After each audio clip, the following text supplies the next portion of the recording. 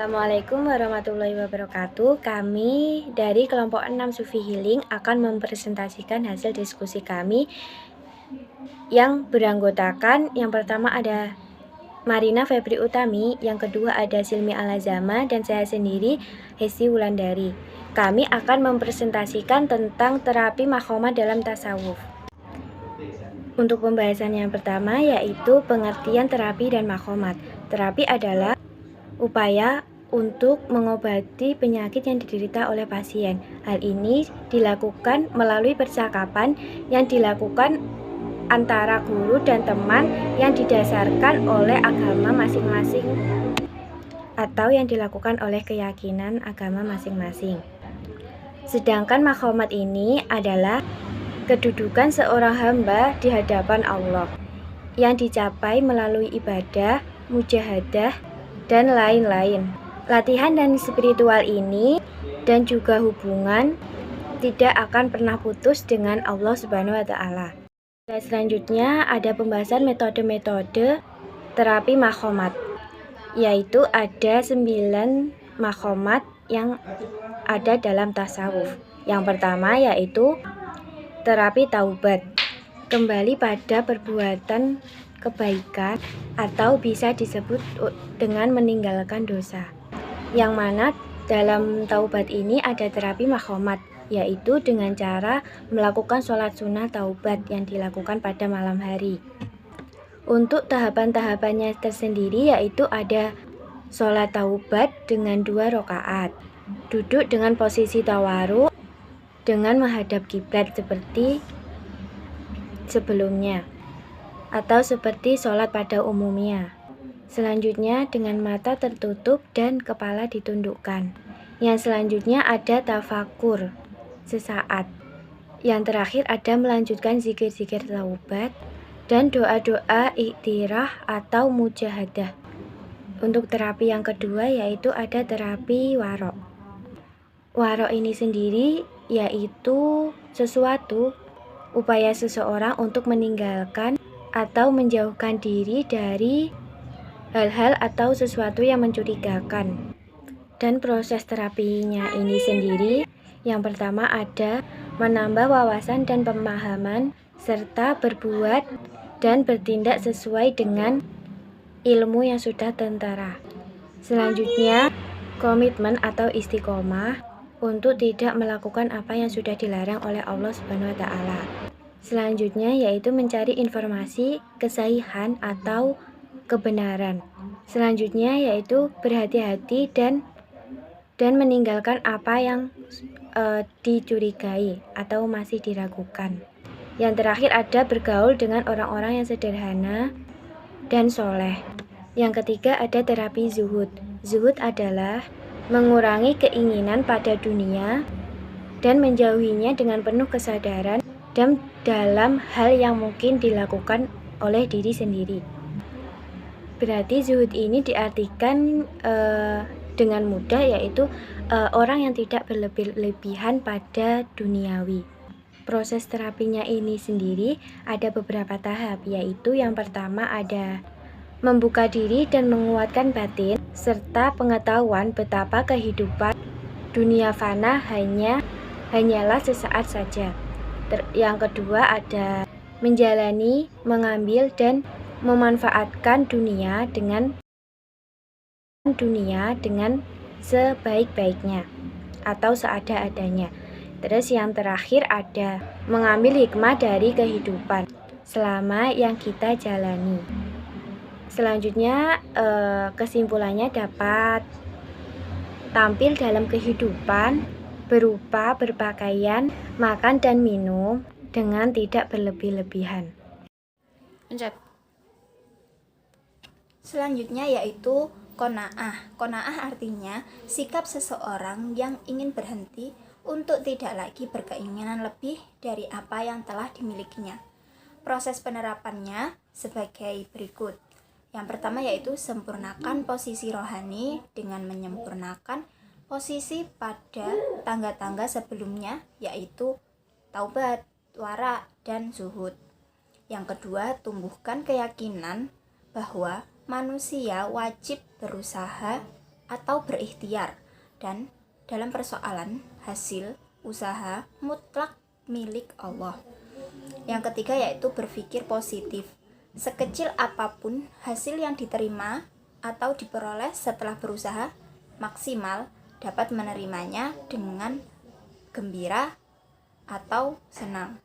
Yang keempat yaitu selalu mengambil hikmah dari orang-orang yang tamak atau rakus dengan kehidupannya. Yang kelima, selalu beraktivitas yang diridhoi oleh Allah dengan sungguh-sungguh. Yang keenam, tidak sedih melihat nikmat yang diterima. Yang ketujuh, tidak minta tambahan rezeki, kecuali permintaan yang pantas sesuai dengan usaha. Yang kelima yaitu syukur. Syukur dalam kitab Ihya Ulumuddin dijelaskan oleh Imam Al-Ghazali, yaitu menghayati hanya Allah yang memberikan nikmat di alam ini. Nah, terapi ini bisa dilakukan melalui beberapa kegiatan. Yang pertama, mengenal nikmat, menghadirkan dalam hati, mengistimewakan dan meyakininya. Apabila seseorang hamba telah mengenal nikmat, yang kemudian menerima nikmat itu dan menyambutnya serta memperlihatkan kefakiran kepada orang yang memberi nikmat dan hajat kita kepadanya. Yang ketiga, memuji Allah atas nikmat yang telah diberikan olehnya. Selanjutnya, mempergunakan nikmat dengan memanfaatkan bagian rezeki yang diperoleh untuk berbagai rahmat. Kemudian, memelihara kualitas ibadah dan ketaatan sebagai aplikasi syukur. Selanjutnya, sabar. Sabar menurut Imam Al-Ghazali adalah keteguhan yang mendorong hidup beragama dalam menghadapi dorongan hawa nafsunya. Dan Imam Al-Ghazali pun menjelaskan tentang kedudukan sabar sebagian dari iman. Proses terapi sabar yaitu yang pertama, menyadari dan memahami bidang kesabarannya. Yang kedua, memahami dan menyadari serta membina keyakinan pada dirinya bahwa betapa mulianya kepribadian orang yang sabar serta hasil yang diperoleh. Kemudian tetap optimis dan yakin di balik kesulitan pasti ada kemudahan dan Allah bersama orang-orang yang sabar, sebagaimana telah dicantumkan dalam Al-Quran.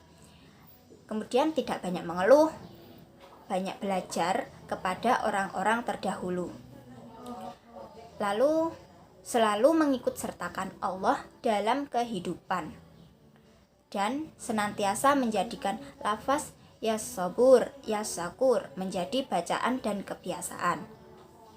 Selanjutnya yaitu makom ikhlas. Ikhlas adalah melakukan segala sesuatu dengan disertai niat untuk mendekatkan diri kepada Allah dari segala bentuk ketidakmurnian selain taqarrub ilallah.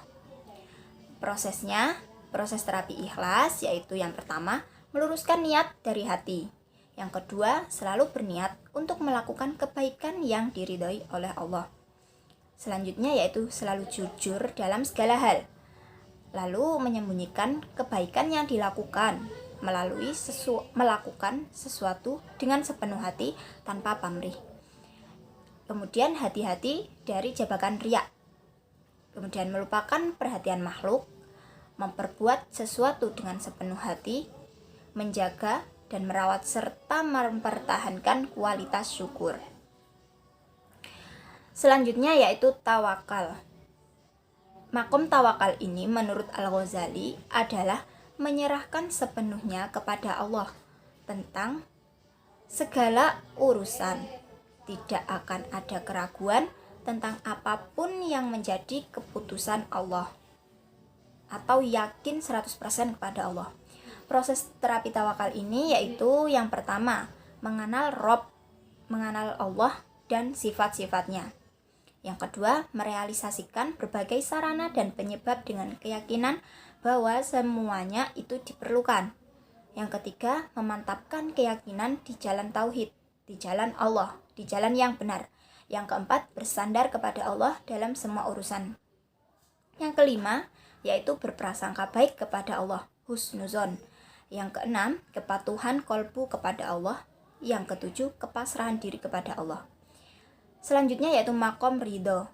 Ridho ini menurut Al-Ghazali artinya yaitu hakikat tatkala hati senantiasa dalam keadaan sibuk mengingatnya. Ridho ini yaitu ridho bahwa semua aktivitas kehidupan manusia ini kehendaknya selalu dalam kerangka mencari keridhaan Allah. Nah, proses terapinya yaitu yang pertama, mengenali kelemahan dan keterbatasan diri kita. Yang kedua, bersabar dalam menjalankan perintah dan menghentikan larangannya.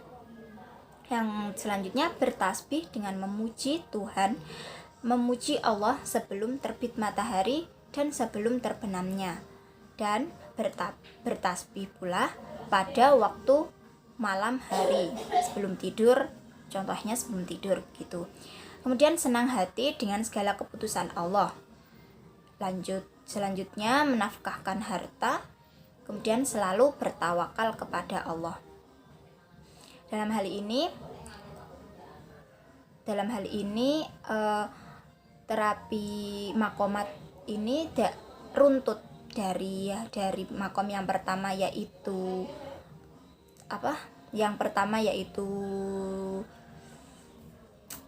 taubat hingga ridho. Satu kesatuan dari terapi ini akan membawa kita hidup dalam tenang, nyaman, dan insya Allah sehat walafiat. Selanjutnya akan dijelaskan oleh Mbak Zama. Yang selanjutnya yaitu peranan makomat tasawuf dalam kesehatan mental. Manusia modern sebagaimana yang telah dijelaskan di atas bahwa di dalam ajaran tasawuf terdapat istilah makomat atau tahapan yang harus dilalui oleh seorang hamba untuk bisa mendekatkan dirinya kepada Allah. Makomam itu adalah yang dapat diaplikasikan sebagai konsep dasar dan juga bentuk pembinaan kesehatan mental seorang, terutama bagi mereka yang ingin mencapai kedamaian dan kebahagiaan di dunia dan di akhirat. Hal ini dikarenakan adanya interkoneksi dan kolerasi antara pengaruh makomat tersebut dengan kesehatan mental itu sendiri satu sama lain. Adapun rincian penjelasannya adalah sebagai berikut. Yang pertama yaitu makom taubat. Pada makom ini terjadi suatu proses perubahan mental pada diri seorang dikarenakan dosa dan kesalahannya. Taubat dapat mengubah jiwa yang mulanya terganggu menjadi sehat, tenang, dan kembali sejahtera. Taubat juga dapat membantu dalam upaya mengubah tindak kejahatan menjadi kebaikan, kegelapan jiwa menjadi cahaya, dan kebingungan menjadi hidayah dan taufik. Yang kedua yaitu makom waro. Pada makom ini pembinaan mental yang dilakukan adalah dengan meningkatkan kestabilan jiwa dan mental dari segala bentuk gangguan internal maupun eksternal, termasuk menghindari aktivitas-aktivitas yang sekiranya dapat mengganggu kestabilan jiwa maupun mental. Selain menjadi lebih selektif dalam memilih makanan, minuman, uang, sandang pangan, dan lain-lain, orang yang berada pada makom ini akan senantiasa lebih berhati-hati dalam bersikap dan memutuskan sesuatu, sehingga dapat meminimalisir penyesalan diri di kemudian hari. Yang ketiga yaitu makom zuhud. Pembinaan mental yang terjadi pada makom ini adalah dengan membantu meningkatkan proses pengendalian emosi atau hawa nafsu, marah, dan syahwat dan sebagainya, sehingga dari yang awalnya negatif dapat berubah menjadi lebih positif. Yang keempat yaitu makom fakir. Pada makom ini seorang sufi akan belajar untuk senantiasa lebih sederhana dalam berbuat, menjaga sikap dan perbuatan dari yang berlebihan, sehingga dapat meminimalisir perilaku konsumtif dan kompetitif yang tidak perlu, yang nantinya akan membantu menghindarkan diri dari perasaan marah, cemburu, dan emosi-emosi negatif lainnya yang disebabkan oleh perasaan iri, dengki.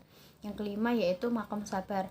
Pada makom ini, seorang sufi akan belajar untuk tabah, sabar, syukur, dan senantiasa memetik hikmah dari segala peristiwa yang terjadi, dengan memahami dan berusaha mengambil hikmah dari setiap kejadian yang dialaminya. Seorang sufi tidak akan merutuki nasib maupun jalan takdir yang terjadi pada hidupnya. Hal tersebut dapat sangat membantu dalam hal meminimalisir frustasi. Yang keenam yaitu makom tawakal. Pada makom ini, seorang sufi akan dilatih untuk senantiasa optimis dan terus membangun spirit of life, karena diri, jiwa, nafas, hidup, dan segala aktivitas apapun telah mereka serahkan hanya kepada Allah. Dengan penyerahan diri yang menyeluruh hanya kepada Allah, seorang sufi tidak akan lagi terbebani oleh ekspektasinya sendiri terhadap yang selain Allah, sehingga akhirnya dapat meminimalisir perasaan kecewa. Yang ketujuh, makom ridho. Dalam makom ini, seorang sufi akan memahami bahwa pada dasarnya eksistensi manusia adalah untuk menggapai kebaikan, bukan keburukan.